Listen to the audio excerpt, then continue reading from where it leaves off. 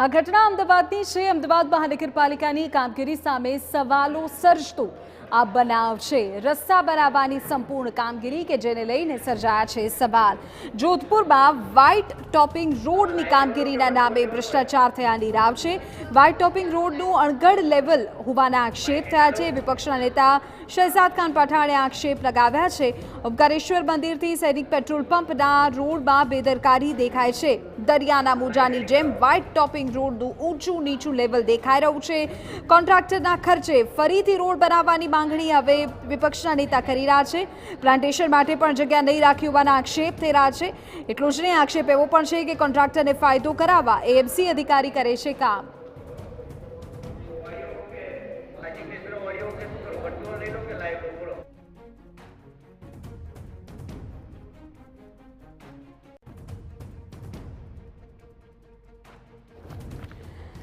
તો જે પ્રકારે આખો મામલો સામે આવ્યો છે, ટેક્સના કરોડો રૂપિયાનું પાણી થતું હોય એ પ્રકારનો આખો બનાવ કે જેમાં વ્હાઇટ ટોપિંગ રોડનું અણઘડ લેવલ હોવાના આક્ષેપ હવે સામે આવ્યા છે। વિપક્ષના નેતા દ્વારા આક્ષેપ કરવામાં આવ્યા છે અને સીધો આક્ષેપ છે કે કોન્ટ્રાક્ટરને ફાયદો કરાવવા એએમસી અધિકારી કરે છે કામ।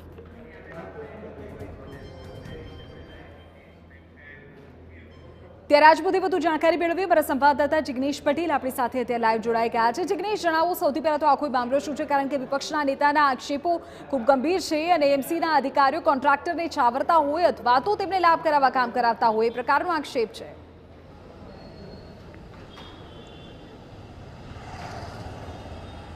સ્પષ્ટ બાબત છે કે વ્હાઇટ ટોપિંગ રોડના નામે મોટી જાહેરાત કરવામાં આવી વિધિ, પરંતુ સ્થળ પર જ્યારે વ્હાઇટ ટોપિંગ રોડનું કામ જોઈએ ત્યારે કોઈ પણ સામાન્ય કડિયા નાકેથી લાવેલા મજૂરો જે કામ કરે તેના કરતાં પણ વેઠ ઉતારી હોય તે પ્રકારનું આ કામ છે। કારણ કે જે લેવલ છે તે લેવલ ડાબી સાઈડનો જે રોડ છે તેના કરતાં જમણી સાઈડનો રોડનું લેવલ ખૂબ જ ઊંચું છે। તે જ રોડ જરાક આગળ જાય તો તે રોડ તુરંત જોઈએ તો તેમાં ખાડો પડી ગયો હોય તેમ તે બેસી ગયો હોય તે પ્રકારનો જોવા મળી રહ્યો છે। ન માત્ર આ જ જગ્યા ઉપર પરંતુ આ સમગ્ર રૂટ ઉપર ક્યારેક જે રોડ ઊંચો દેખાય છે ત્યારે તે જ રોડ આગળ જતા તે નીચે હાઈટવાળો થઈ જાય છે। એટલે કે સમુદ્રના મોજા જે રીતે ઉપર નીચે થતા હોય તે પ્રકારનો ઘાટ આ રોડ પર જોવા મળી રહ્યો છે। આરસીસી કામ કરવામાં આવતું હોય અને તેમાં જો આ પ્રકારની વેઠ ઉતારવામાં આવતી હોય, લેવલિંગ બાબતે કોઈ ધ્યાન આપવામાં ન આવતું હોય તો આખરે સુપરવિઝન કયા પ્રકારે અને કેવી રીતનું થઈ રહ્યું છે તે સૌથી મોટો પ્રશ્ન છે। સાથે જ જોઈએ તો રોડની વચ્ચે જે સેન્ટ્રલ બ્રજ કહેવાય કે જ્યાં પ્લાન્ટેશન કરવાનું હોય છે તે પ્લાન્ટેશન માટેની જે જગ્યા રાખવાની હોય તે પણ રાખવામાં આવી નથી।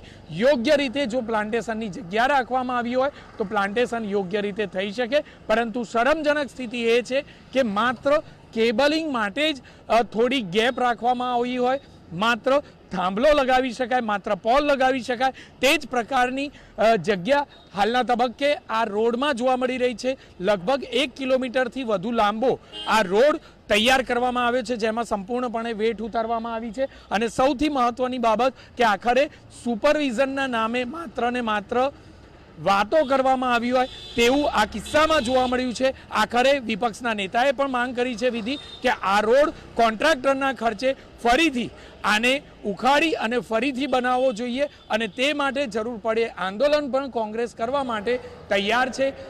જો શહેરના પોશ વિસ્તારમાં આ પ્રકારની હાલત હોય, સુપરવિઝનની આ પ્રકારની હાલત હોય તો શહેરના અન્ય અને છેવાડાના વિસ્તારોમાં કયા પ્રકારનું સુપરવિઝન થતું હશે, કયા પ્રકારની ગુણવત્તાના રોડનું કામ થતું હશે તે સૌથી મોટો પ્રશ્ન છે। કારણ કે કોઈ પણ જગ્યાએ રોડનું એક લેવલ કરવામાં આવતું હોય તેવું જણાતું નથી, માત્ર ને માત્ર અલગ મથાળા હેઠળ, એટલે કે ક્યારેક આરસીસી રોડ, ક્યારેક પીક્યુસી રોડ અને ક્યારેક વ્હાઇટ ટોપિંગ રોડ આ મથાળા બદલાય છે, પરંતુ ન તો ક્યારેક ગુણવત્તા બદલાય છે, ન તો કોન્ટ્રાક્ટર બદલાય છે અને ન તેમની કામ કરવાની રીત બદલાય છે। ખર્ચાય છે રૂપિયા, બે હાથે લૂંટાવાય છે, પરંતુ કોઈ પણ પ્રકારે નાગરિકોને યોગ્ય રીતે તેની સવલત આપવામાં આવતી જ નથી। તેનું આ એક ઉત્તમ ઉદાહરણ છે। આખરે જે આ કોન્ટ્રાક્ટરો છે તેમને કોન્ટ્રાક્ટર કોને બનાવ્યા, કારણ કે જે રીતની ગુણવત્તાનું કામ, જે લેવલિંગનું કામ તેઓ કરી રહ્યા છે તેને જોતા તેમની ડિગ્રી સામે પણ એક પ્રશ્નાર્થ ઊભો થાય છે। બિલકુલ બિલકુલ જિગ્નેશ, આભાર આ તમામ જાણકારી બદલ. તો જે પ્રકારે મારા સંવાદદાતા વિગતો આપી રહ્યા છે, સ્પષ્ટપણે ભ્રષ્ટાચારથી લઈને સુપરવિઝનના નામે થતી કામગીરીની સામે સવાલો સર્જતી આ ઘટના છે.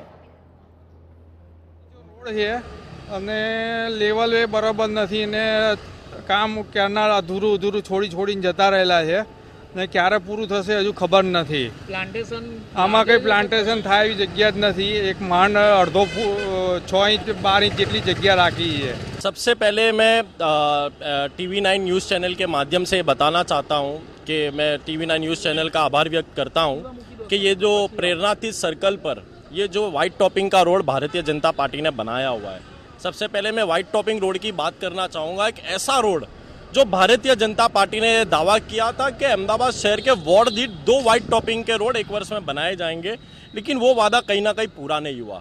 और भारतीय जनता पार्टी ने ये भी वादा किया था कि वाइट टॉपिंग रोड ऐसा शानदार रोड बनेगा जो आने वाले समय में जो इतिहास में अहमदाबाद कॉरपोरेशन में जो कभी बना नहीं था. लेकिन कहीं ना कहीं ये वाइट टॉपिंग रोड अहमदाबाद शहर की जनता के लिए सहायता नहीं, लेकिन कहीं ना कहीं और दुख लेकर आया हुआ है. क्योंकि अहमदाबाद म्यूनसिपल कॉरपोरेशन के अधिकारियों ने जिस तरीके से वाइट टॉपिंग रोड का कार्य किया है, आप देख सकते हो प्रेरणातीर्थ सर्कल पर.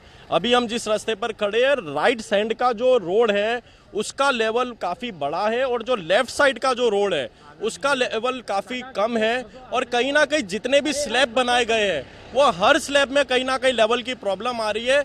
जैसे समुंदर की वेव्स होती है उस तरीके का पहली बार मेरा मानना है कि अहमदाबाद कॉरपोरेशन के इतिहास में इंजीनियरिंग का सबसे बड़ा नमूना ये रोड को हम गिन सकते हैं कि लेवल तो मिला नहीं, कि लेवल मिलने के बाद भी कहीं ना कहीं हर स्लैब में रोड का लेवल ऊपर नीचे बताया दिख रहा है. और मेरा ये मानना है कि एक तरफ भारतीय जनता पार्टी ने ये वादा किया था कि इससे अहमदाबाद शहर की जनता को फ़ायदा होगा, लेकिन प्रेरणातीर्थ ये वाला जो रोड है ये आने वाले मानसून में कहीं ना कहीं अहमदाबाद शहर की जनता के लिए बहुत बड़ा दुख लेकर. તો વિપક્ષના નેતાનો સ્પષ્ટ આક્ષેપ છે કે આ પ્રકારનું અણઘડ વહીવટ અને આ પ્રકારની કામગીરી ચલાવી ન લેવાય. આ મામલે જરૂર પડે તેઓ આગામી રજૂઆતો પણ કરશે, પરંતુ અહીં લેવલિંગના નામે સવાલ સર્જાઈ રહ્યો છે.